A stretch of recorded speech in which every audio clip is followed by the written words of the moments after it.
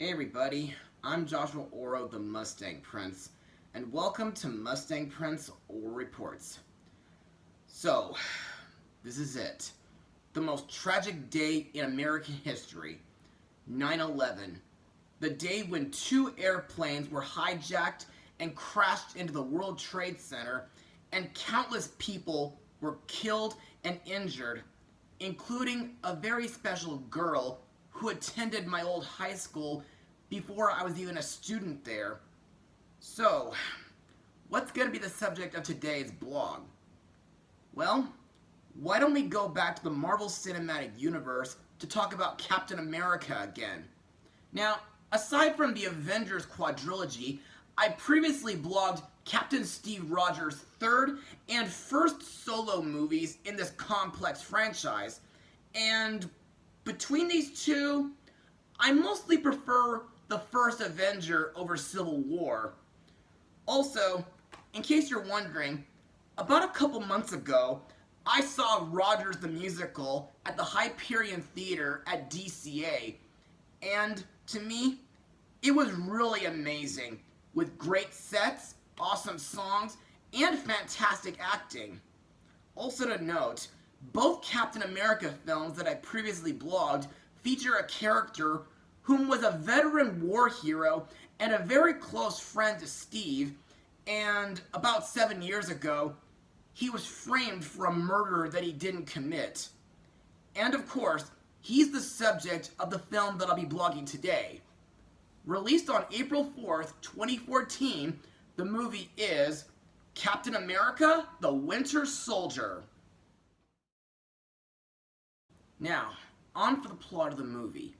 After the cataclysm events in New York with his fellow Avengers, Captain Steve Rogers lives in the nation's capital as he tries to adjust to modern times. Meanwhile, an attack on a S.H.I.E.L.D. colleague throws Captain Rogers into a web of intrigue that places the whole world at risk. Joining forces with the Black Widow and a new ally, the Falcon, Steve struggles to expose an ever-widening conspiracy, but he and his team soon come up against an unexpected enemy. So, what do I think? Well, this is one of my favorite films in the MCU's second phase, next to Guardians of the Galaxy and Ant-Man. And to further explain why I love this movie, let's move on to Mustang notes. Christopher Marcus and Stephen McFeely began writing the sequel around the release of the first Avenger in July 2011. The script draws inspiration from the Winter Soldier story arc in the comic books written by Ed Brubaker, as well as conspiracy fiction from the 1970s such as 3 Days on the Condor in 1975. The film explores S.H.I.E.L.D. similarly to how the first film explored the U.S. military after Rogers was shown working for the agency in the MCU crossover film The Avengers in 2012. The Russo brothers signed on to direct in June 2012, and casting began the following month. Filming began on April 1st, 2013 in Los Angeles, California, before moving to Washington, D.C. and Cleveland, Ohio. The directors used practical effects and intense stunt work, but also used 2,500 visual effects shots created by 6 companies. Also, after the movie was released, it grossed about $714 million worldwide, making it the 7th highest grossing film of 2014.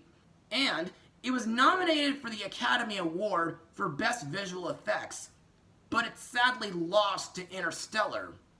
Now, what I like about this movie is that the story mainly takes place in the United States capital city, Washington, D.C., and I kind of find it funny that it takes place during the same year I've been there with YMCA's New Horizons, which was my very first cross-country vacation with them. By the way, one of my favorite places in D.C. is the Smithsonian National Air and Space Museum, which Steve visits while checking out an exhibit that was dedicated to him as Captain America. Also, because of Hydra infiltrating S.H.I.E.L.D., I find the story to be very thrilling and thought-provoking. Also, I thought the most twisted moment in this movie was the scene where Steve and Nat discover Arnim Zola, whose mind was downloaded into a complex computer system on Camp Lehigh, and inform them about Hydra's history and agenda.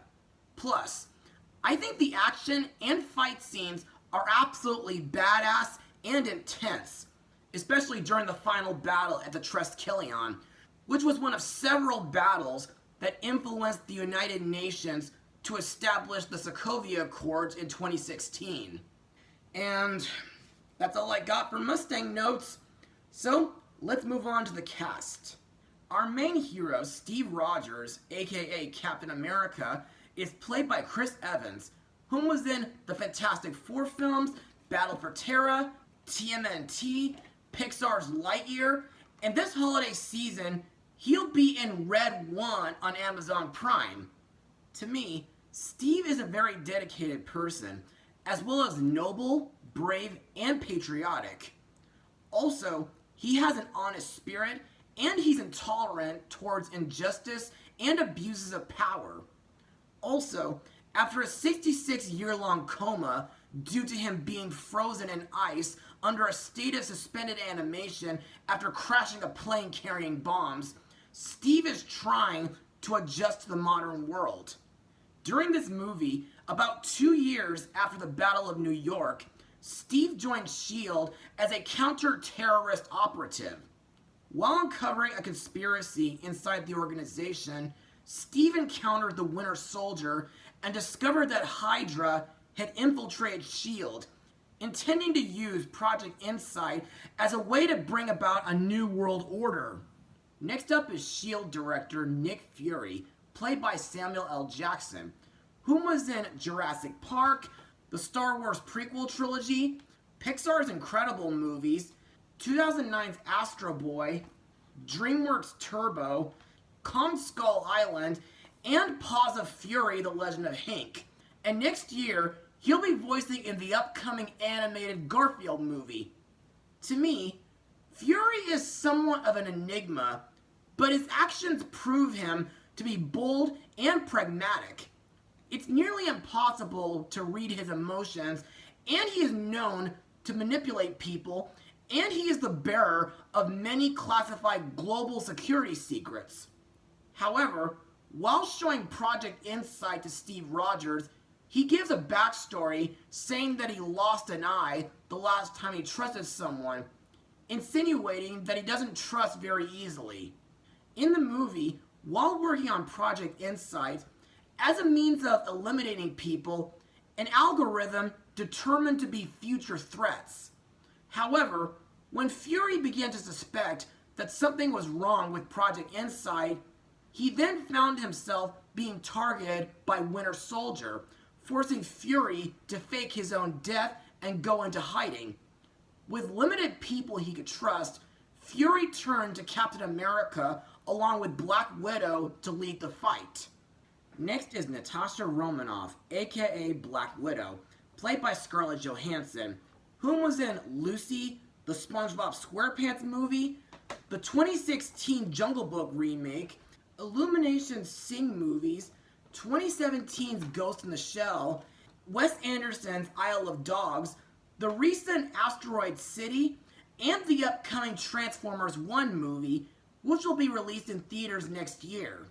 To me, Nat is still a highly trained spy and assassin, and during this movie, while working together, Nat and Steve uncover a conspiracy following an assassination attempt on Nick Fury, which had eventually led to them discovering that Hydra had been infiltrating their entire organization since its foundation. Despite the efforts of the Winter Soldier to stop them, Nat helped expose Alexander Pierce's evil schemes of the world, which also resulted in all of her own morally dubious history being revealed. As a result, Nat was forced into dropping off the grid again and began rebuilding her cover.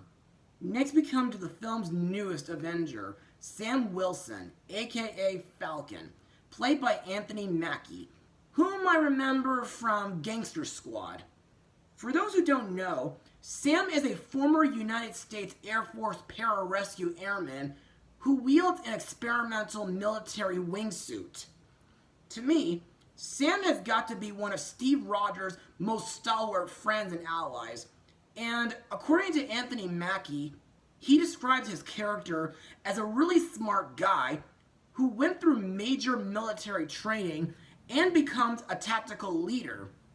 During this film, Sam was drawn into Steve's conflict with Hydra as he needed help from anyone not associated with S.H.I.E.L.D. Retaking his old wings, Sam had then assisted with destroying all of Alexander Pierce's schemes of world domination. Following their victory against Pierce's Hydra units, Falcon then agreed to assist Captain Rogers in tracking down the Winter Soldier. Also to note, after Thanos was disintegrated by Iron Man, and Steve went back in time to return the Infinity Stones, an elderly Steve Rogers passed his shield to Sam. And during the events of Falcon and the Winter Soldier, Sam had finally taken up the mantle of Captain America, which means next year, Sam will be the main hero of the next Captain America movie. Next we come to the film's main villain, Alexander Pierce, played by Robert Redford, whom was in the 2006 Charlotte's Web movie and the 2016 Pete's Dragon movie. Pierce was one of Hydra's leaders and its top undercover operative within the United States government. During this film, he conspired to use Project Insight to give Hydra absolute control over Earth.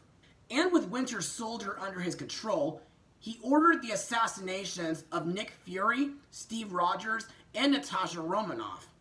During the battle at the Triskelion, Pierce was forced to witness as Project Insight was destroyed by the efforts of Captain America, Falcon, and Maria Hill.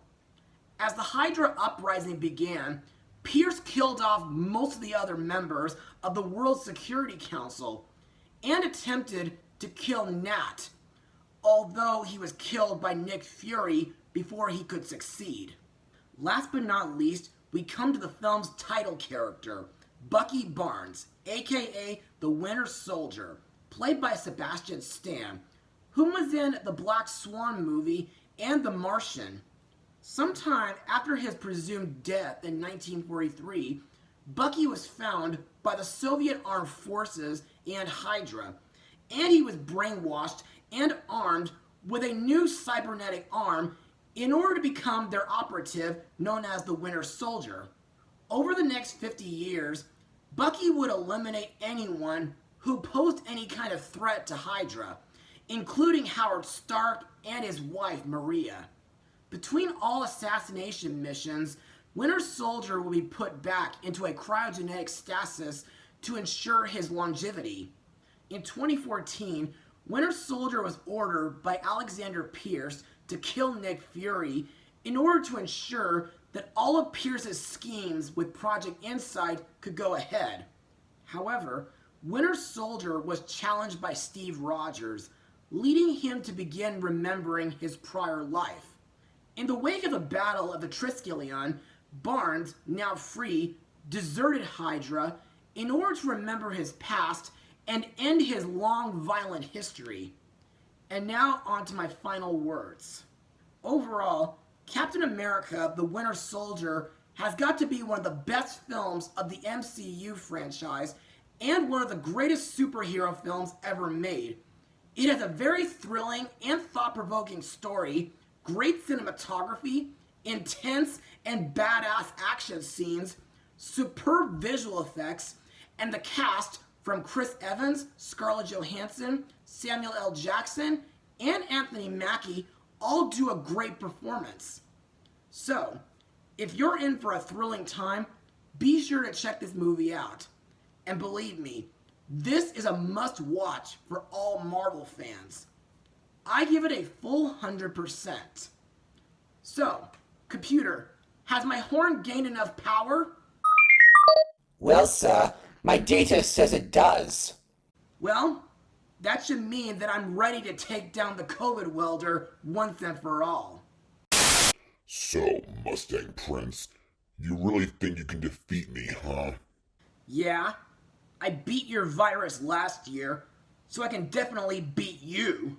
Well, here's where you're wrong. You know that I successfully influenced over 693 million people, and my bats have killed over 6 million for defying me. Also, judging by the amount of patrons and viewers who have been watching you lately, it seems you've made really weak progress. But keep in mind, Welder, that about 665 million people still believe in me, and about 24,000 of them are still subscribed to my channel. Also, over the years, I've been getting support from several people who would become great collaborators on my show, and I've made a few new friends. And believe me, I've become a part of their lives just as they become a part of mine. My friends are the true source of my Mustang powers, and I'm theirs. That is just meaningless bullshark. You don't know anything about how life works. I highly suggest you give up while you still can. No. After coming this far, I won't back down now. Fine. Then try this on for size. Ah! Ah! I will not submit! What are you doing to my master? That dark energy is a doom spell that is set to kill him by the end of the next 2 years. And once Joshua is dead, no one will ever remember him or look up to him ever again.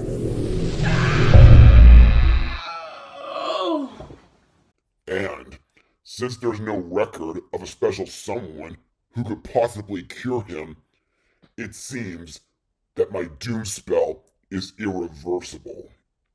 Face it, Mustang Prince. The superior code welder has triumphed. I won!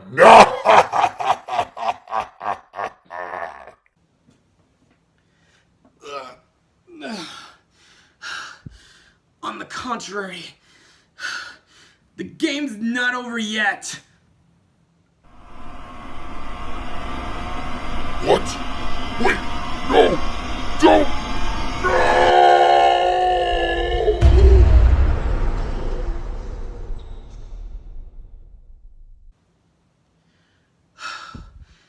Well, I did it. The COVID welder is gone. Gone forever. Oh. To all viewers, please stay tuned for my master's next episode, where he'll be presenting his 10th anniversary. And I'd like all of you to keep Joshua in your prayers and your hearts in hopes that he'll recover from his injuries. Take care and, well, Mustang power.